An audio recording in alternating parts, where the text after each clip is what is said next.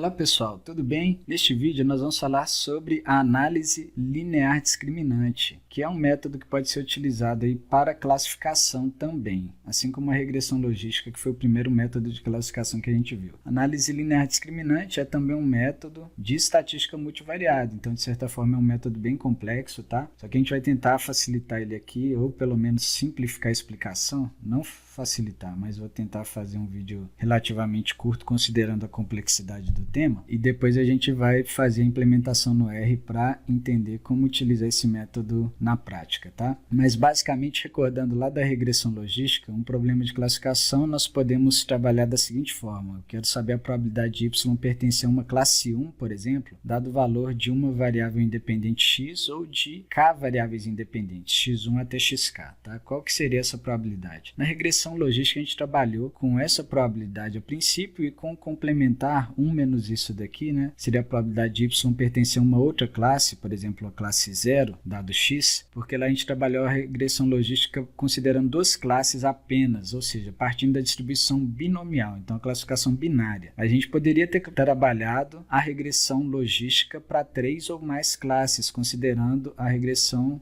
logística multinomial. Só que a análise linear discriminante é um método que ficou muito mais popular para 3 ou mais classes, tá? Então vou começar trabalhando a análise linear discriminante considerando duas classes apenas para uma variável independente só, depois duas classes para k variáveis independentes e depois a gente vai generalizar isso para 3 ou mais classes, tá? A análise linear discriminante também é um método proposto por Fisher, só que o Fisher partiu de um pressuposto diferente, tentando maximizar a diferença entre as classes, considerando a variabilidade dentro das classes, tá? Aqui eu vou tentar partir pelo teorema de Bayes, mas de qualquer forma a gente vai chegar na mesma função discriminante de Fisher, tá? E por que que eu vou trabalhar aqui com a abordagem partindo do teorema de Bayes? Pelo que eu estudei do método, eu achei interessante trabalhar dessa forma a princípio, porque aqui a gente vai, de certa forma, inverter o problema. Ao invés de eu estar trabalhando aqui a probabilidade de y pertencer a uma classe, dado x, eu vou começar a trabalhar com a probabilidade de x, dado que y é igual a uma determinada classe, que é o que a gente chama de verossimilhança. Então vamos pensar no seguinte aqui, ó.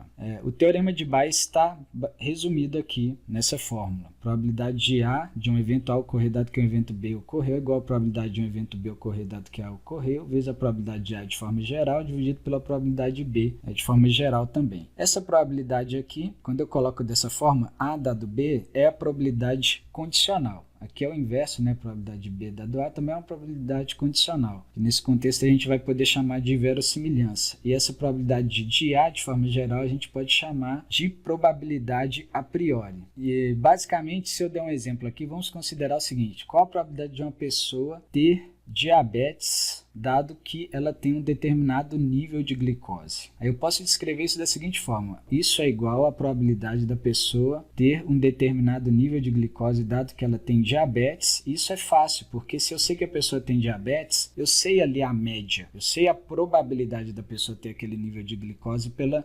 observação de uma amostra ou de uma população de pessoas que tem diabetes, que a gente conhece que tem diabetes, a gente sabe como que se distribui estatisticamente o nível de glicose daquela pessoa. E aí a gente consegue calcular essa probabilidade. Vezes a probabilidade da pessoa ter diabetes de forma geral, e aí aqui é fácil também, é só considerar a contagem de toda a população e calcular a razão, né, dos diabéticos pelo tamanho da população, né? E aqui a probabilidade da pessoa ter um determinado nível de glicose de forma geral, que também é fácil da gente saber, dado que a gente tem uma população que a gente conhece esses dados, tá? Se eu considerar aqui essa notação que eu estou fazendo aqui, a probabilidade de y ser igual a uma classe C dado x, pelo teorema de Bayes, a gente pode escrever isso da seguinte forma: a probabilidade de x, dado que y é igual a uma classe C, tá? Estou usando aqui o C minúsculo, vezes a probabilidade dessa classe C de forma geral, que a gente consegue com contagem, tá? A gente tem várias classes. Se eu quero uma classe C de interesse, é só pegar os elementos dessa classe e dividir por todos os elementos, pelo número total de elementos, dividido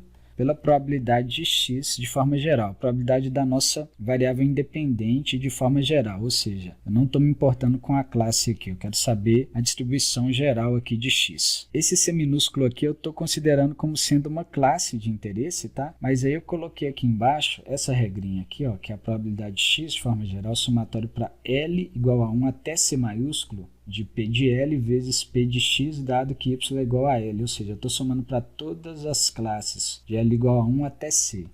Tá? Então, sempre que eu for falar aqui de forma geral, nós estamos considerando C classes de interesse. Tá? E aqui eu estou trabalhando essa probabilidade X de forma geral, considerando a regra da probabilidade total. Então, eu posso pegar esse resultado aqui e substituir X no denominador, considerando aqui a lei da probabilidade total.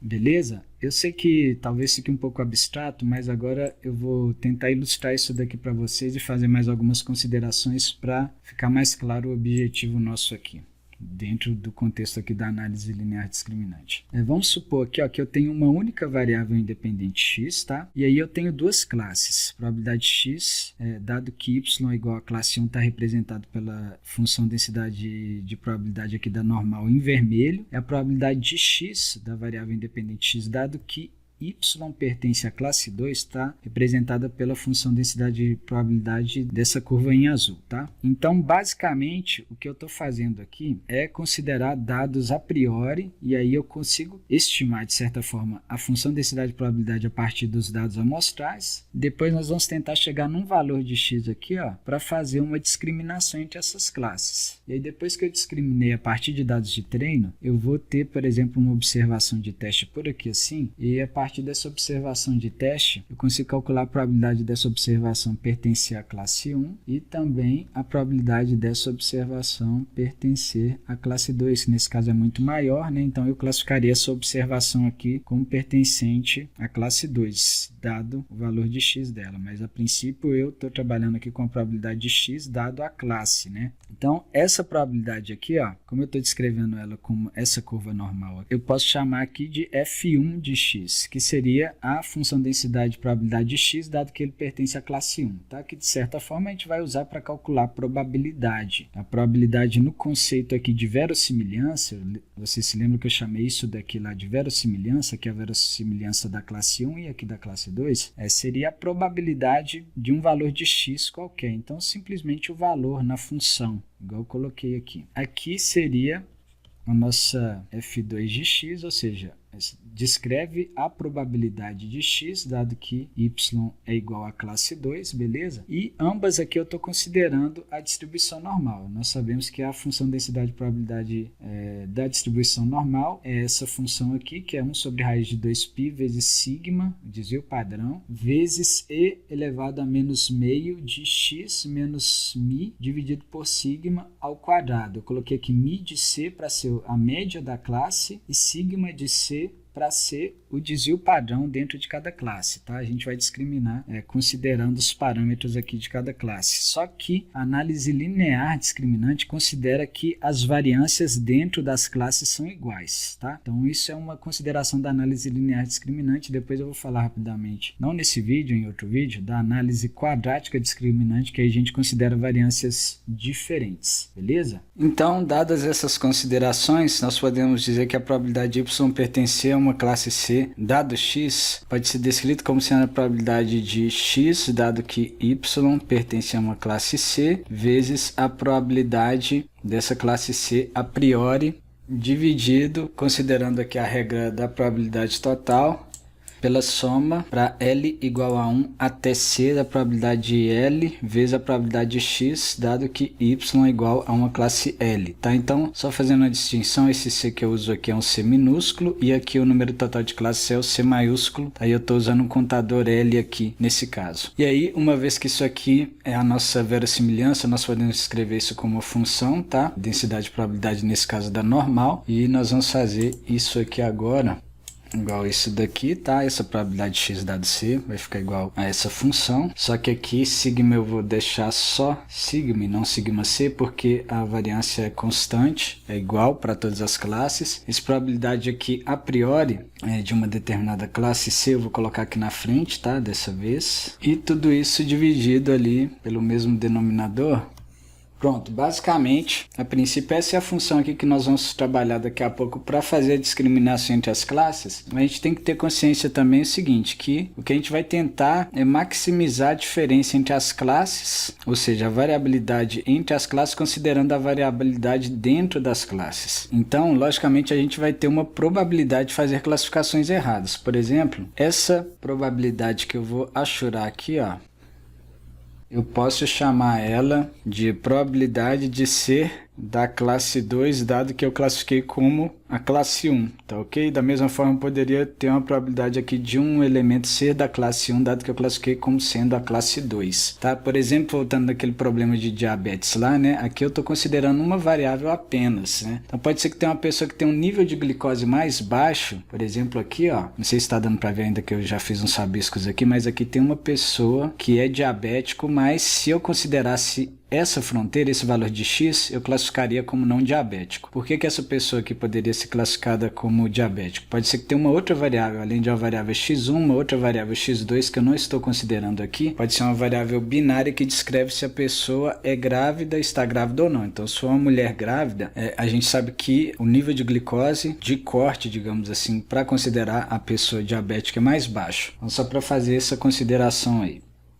E aí, o que a gente vai fazer aqui agora? Eu vou considerar da mesma forma que na regressão logística, o log da razão de chance para fazer a classificação entre duas classes a princípio. Então, o log da razão de chance é o log da probabilidade de y ser igual a 1 dado x dividido por 1 menos a probabilidade de y ser igual a 1 dado x. Esse denominador aqui, 1 menos a probabilidade de y igual a 1 dado x, é igual à probabilidade de y ser igual a 2. Nesse caso aqui eu estou considerando 2 como sendo a outra classe, tá?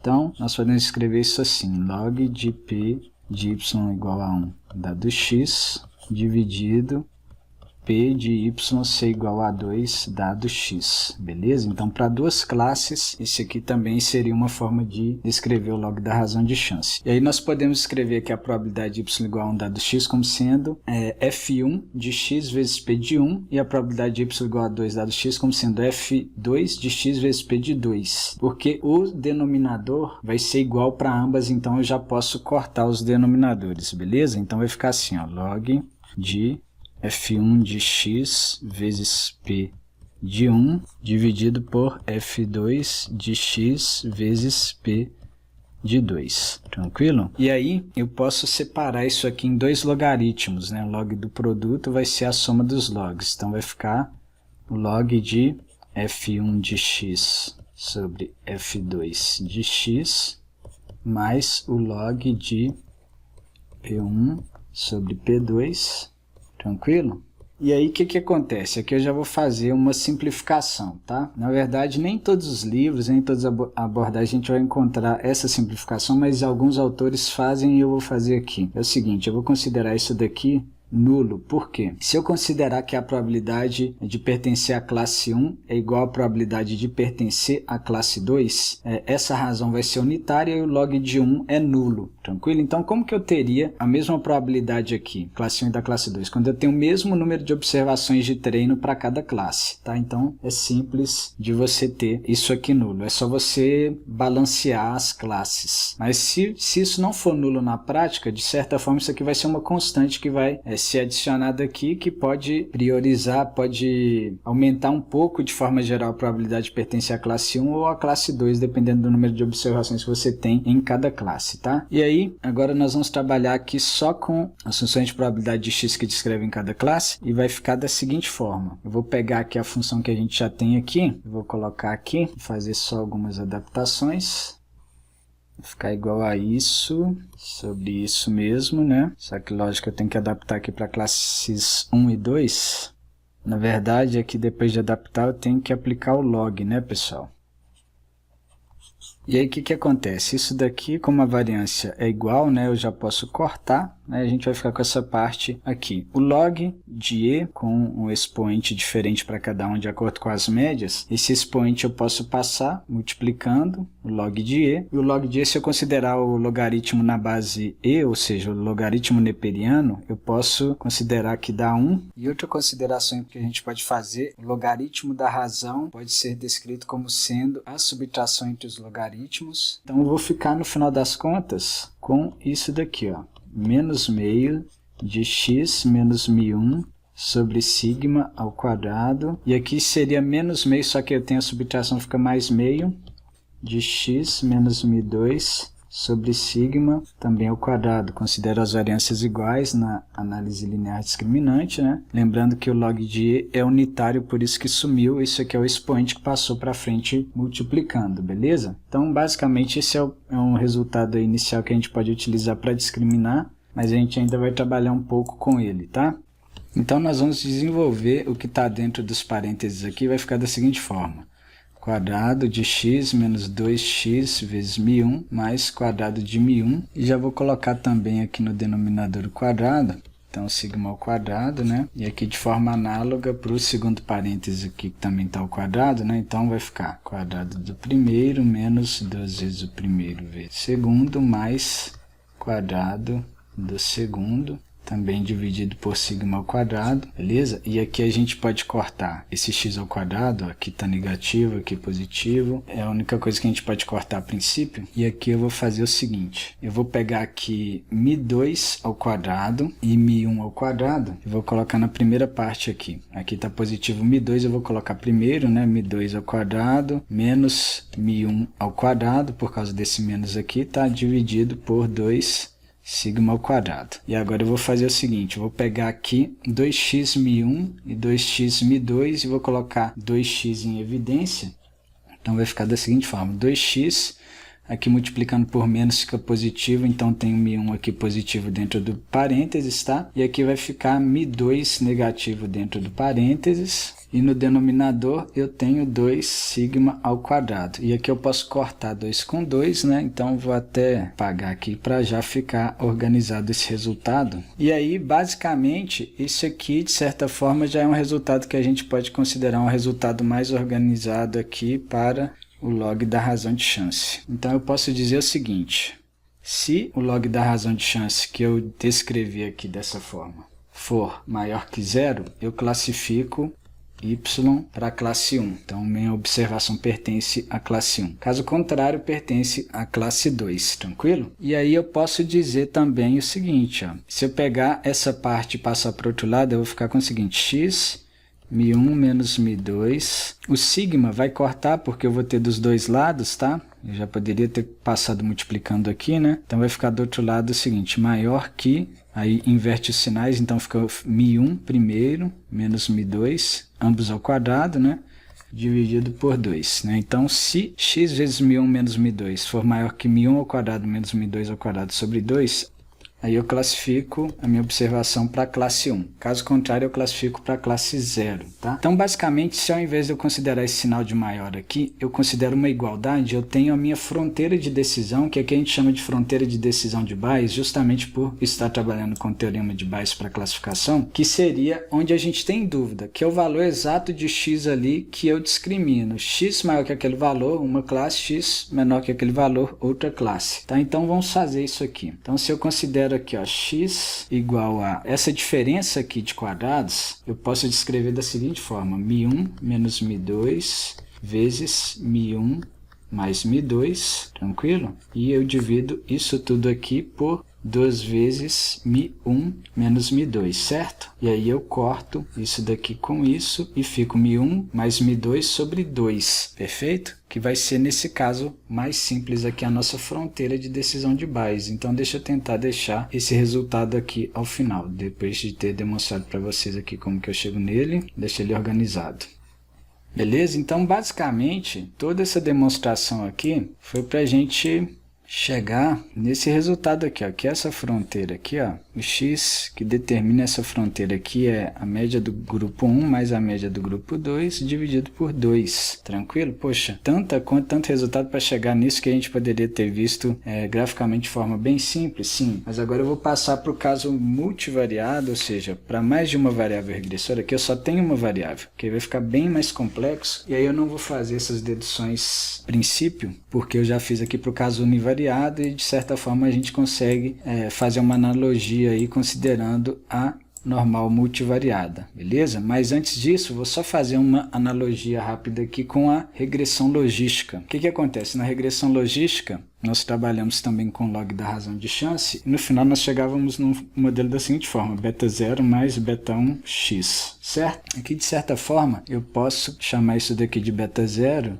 e isso de beta 1, tá? E nós também chegamos aí num modelo similar ao modelo de regressão logística, tá? Para esse caso aí da análise linear discriminante em função de uma variável apenas, tá? E a função linear discriminante de Fisher eu posso colocar para esse caso univariado como sendo esse termo aqui que tem x, tá? Vai ser a média do primeiro grupo menos a média do segundo grupo dividido pela variância, tudo isso multiplicado por x. Então, basicamente, a ideia de Fisher era de maximizar a variância entre os grupos relativamente à variância dentro dos grupos, que ele considerou igual, tá? A princípio. Isso seria a análise linear discriminante. Agora, vamos considerar o caso aqui onde nós temos k variáveis independentes e ainda duas classes, tá bom? Basicamente, eu fiz umas mudanças aqui, ó. Eu considero a probabilidade de y pertencer a uma classe C, dado x1 até xk variáveis regressoras, que eu posso representar com x aqui, que é um vetor de variáveis, tá? E aí eu descrevo isso como a probabilidade desse vetor de variáveis independentes, dado que y pertence à classe C, vezes a probabilidade da classe C, dividido aqui pela probabilidade total de x, tá? Que eu descrevo aqui como sendo somatório para L igual a 1 até C, da probabilidade do vetor de variáveis independentes x, dado que y pertence a uma classe L, vezes a probabilidade de L. Então, recordando, isso daqui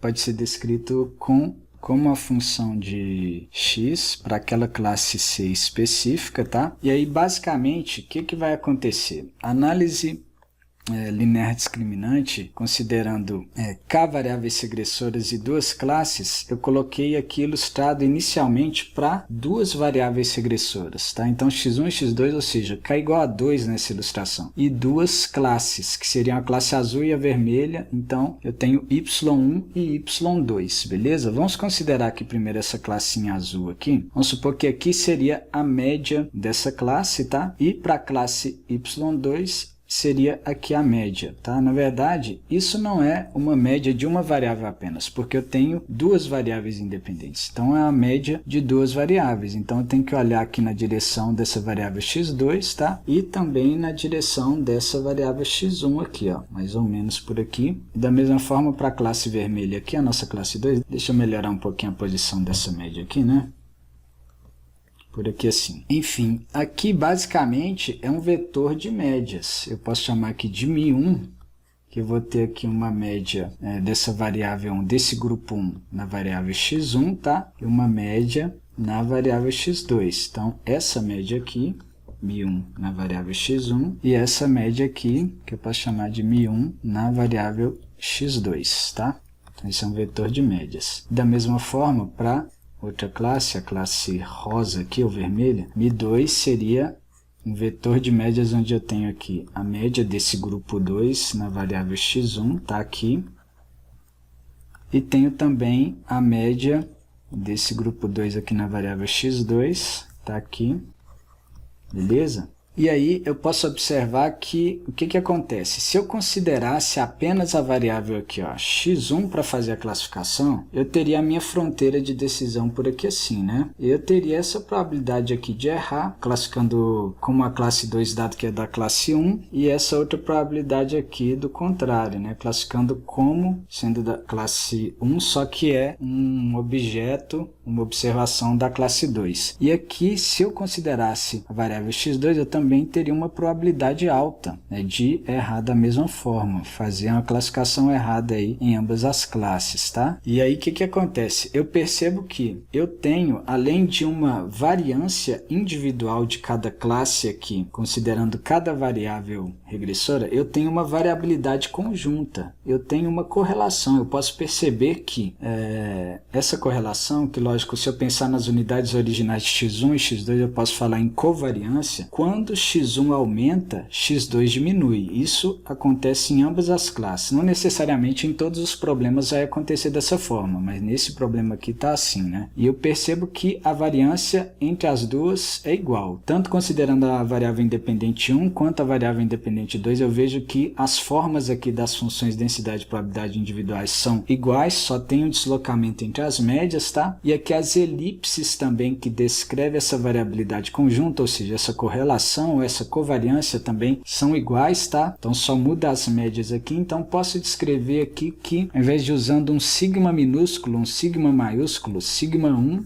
é igual a sigma 2. Não confunde com o símbolo de somatório aqui, tá? Eu estou usando a letra sigma agora para descrever a variância, que de certa forma é igual a um sigma geral, tá? Que eu vou considerar aqui um sigma constante na análise linear discriminante. Esse sigma maiúsculo eu posso dizer que é uma matriz de variâncias e covariâncias. Então eu tenho aqui na diagonal principal as variâncias, tá? Sigma 1, 1 ou sigma 2, 2. Eu posso chamar também, para ficar mais claro para vocês, ó, sigma 1 ao quadrado e sigma 2 ao quadrado, tá? E aqui nos outros termos eu tenho as covariâncias, sigma 1, 2 e sigma 2, 1. E essas covariâncias, lógico, são iguais. Essa matriz é uma matriz quadrada e simétrica, portanto, na diagonal principal eu tenho as variâncias individuais, na antidiagonal aqui eu tenho as covariâncias. Então, aqui basicamente, ó, eu teria a variância considerando a variável x1 e aqui eu teria a variância considerando a variável x2, né, a dispersão considerando esse segundo eixo, e aqui na elipse essa variação conjunta eu tenho as covariâncias. Essas covariâncias aqui poderiam ser nulas se ao invés de eu ter uma distribuição assim, seguindo um padrão elíptico, independente nesse caso aqui de ser negativo ou positivo essa correlação, ao invés de ser elíptico, se fosse circular, se fosse mais circular, eu teria independência e aí eu teria uma matriz de covariâncias que seria próxima de uma matriz diagonal, basicamente, beleza? Mas eu não quero que vocês fiquem presos a esses detalhes, porque também não é um curso de estatística multivariada. O mais importante para a gente é entender o seguinte, que se eu encontro uma nova direção aqui, ó, que eu chamei de LD1 aqui, né, eu posso conseguir uma classificação melhor. Por quê? Porque eu vou trabalhar aqui considerando a distribuição entre as classes. E aí pode ser que eu consiga aqui, ó, uma fronteira que vai me dar um erro muito menor de classificação. Tá? Aqui eu tentei ilustrar para vocês as probabilidades de erro aqui. Eu ilustrei e apaguei, né? E aqui dentro dessas novas direções, lógico, eu estou diminuindo a dimensão do meu problema também. Por quê? Porque aqui eu tenho uma média, ó, nessa nova direção, do meu grupo 2, que é o grupo vermelho, e tenho uma média nessa nova direção também do meu grupo 1, que é o grupo azul. Então eu tenho uma única direção agora que substitui as direções originais x1 e x2, tá? E consigo fazer uma discriminação com uma probabilidade muito maior de acerto, com uma probabilidade muito menor de erro de classificação, basicamente, tá? Então a ideia da análise linear discriminante, né, que é de fato essa ideia aqui para múltiplas variáveis independentes, é de buscar essa direção nova para fazer essa discriminação, achar essa fronteira, essa função linear discriminante que maximize aí a diferença entre as classes, considerando a variabilidade dentro das classes, que eu mostrei para vocês aqui em várias perspectivas. Eu tenho a variabilidade individual dentro de cada classe, né? Mas eu tenho uma variabilidade multivariada, nesse caso, que é importante a gente buscar aqui para encontrar a melhor discriminação, tá? E aí aqui eu tenho também a função densidade-probabilidade da normal multivariada. Se vocês pegarem lá a função densidade-probabilidade da normal univariada, ou seja, em função de uma única variável, vocês vão conseguir fazer uma analogia com essa função aqui, ó. Aqui basicamente no numerador eu tinha sigma, né? E aqui, ao invés de eu ter sigma, que seria a raiz de sigma ao quadrado, eu tenho o determinante da nossa matriz de covariância elevado a meio, tá? Que de certa forma corresponde ao nosso desvio padrão para o caso univariado. E aqui nós temos no expoente ainda o menos meio. Lá no caso univariado a gente tinha x menos mi sobre sigma ao quadrado, né? Ao invés de eu ter sobre sigma, eu tenho a nossa matriz de covariância inversa e x menos mi, né, ao quadrado. Ao invés de ter isso, eu tenho x menos mi transposta vezes x menos mi, que de certa forma elevar ao quadrado em notação escalar. No caso matricial é a mesma coisa que multiplicar pela transposta, então você consegue fazer essa analogia. Basicamente, se eu pegasse o log da razão de chance, ao invés de trabalhar com as densidades univariadas, eu trabalhasse com essa função densidade de probabilidade aqui multivariada, eu chegaria no resultado que eu vou resumir para vocês aqui agora, que é o seguinte: mi1 menos mi2 transposta vezes a nossa matriz de covariância sigma inversa vezes x, tá? Menos meio de mi1 menos mi2 transposta vezes a inversa da nossa matriz de covariância sigma vezes mi1 mais mi2, tá? Eu tinha que desenvolver da mesma forma o log da razão de chance e no final eu chegaria nesse resultado aqui. Se a gente observar isso, aqui nós podemos também fazer uma analogia com a regressão logística, chamando essa parte aqui que não tem x de beta 0, tá? E essa parte aqui eu não vou chamar de beta 1, porque agora a gente está falando de x como sendo um vetor de múltiplas variáveis. Então eu vou chamar de b, nesse caso aqui de b transposta, tá? Então se eu descrever o nosso modelo da seguinte forma, igual a beta 0 mais b transposta x, esse b transposta x aqui, ó, é como se fosse beta 1 x1 mais beta 2 x2, e assim sucessivamente, até beta k xk. Então, considero aqui esse B um vetor de variáveis independentes. Beta 1, beta 2 até beta k, né? E ele pode ser obtido da seguinte forma: sigma inversa vezes mi1 menos mi2. E aí, a função linear discriminante de Fisher é justamente essa parte aqui, ó, que tem x, que eu posso descrever aqui com a letra U, que é basicamente b transposta x. Então, basicamente, se você olhar para a função linear discriminante que eu coloquei lá para o caso univariado, que eu tenho uma variável regressora só, você consegue fazer uma analogia. Aqui eu coloco sigma inverso ao invés de dividir por sigma minúsculo, né? E aí a gente consegue chegar no mesmo resultado de que aqui a gente está tentando maximizar a variabilidade entre os grupos relativamente à variabilidade dentro dos grupos, que é constante na análise linear discriminante, tá? E aí agora nós podemos trabalhar aqui a análise linear discriminante para 3 ou mais classes. Então, quando nós temos 3 ou mais classes, agora eu vou detalhar um pouco mais aqui a nossa dedução, a função de discriminação que a gente vai fazer. Quando eu tenho 3 ou mais classes, eu não posso mais considerar a razão de chance. Fazia sentido quando eu tinha 2 classes, que eu considerava a razão entre as 2 classes, o log da razão, se desse maior que 0, classificava para a classe ali do numerador, caso contrário, para a classe do denominador ali. Agora, o que eu vou fazer? Eu vou pegar apenas um grupo, uma classe, vou fazer uma função do log dessa probabilidade y pertence a ser esse grupo dado, o nosso vetor aqui de variáveis independentes, tá? E aí, na hora que eu tiver um valor de x, eu vou calcular isso considerando todas as classes, e aquela que der o maior valor do log dessa probabilidade, eu considero como sendo a classe mais adequada para classificar x, beleza? Só que eu já estou desconsiderando aqui, ó, o denominador, porque isso vai ser constante para todas as classes, então eu não preciso de considerar isso no cálculo, eu estou trabalhando aqui com o log do produto, da verossimilhança e da probabilidade a priori. E o log do produto eu posso separar aqui como sendo na soma dos logs, então log de f de c de x, tá?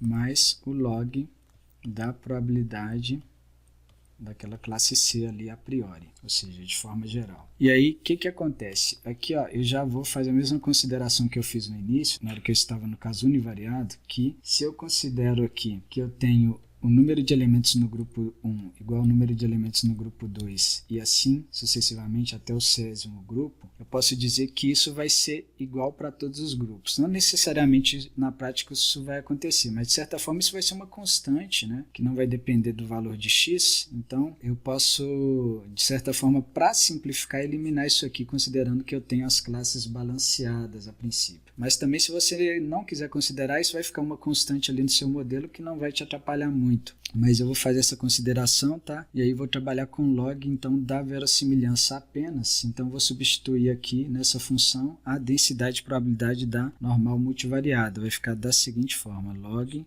de 1 sobre 2π elevado a k sobre 2, número de variáveis independentes sobre 2, vezes o determinante da nossa matriz de variância e covariância elevado a meio, tá?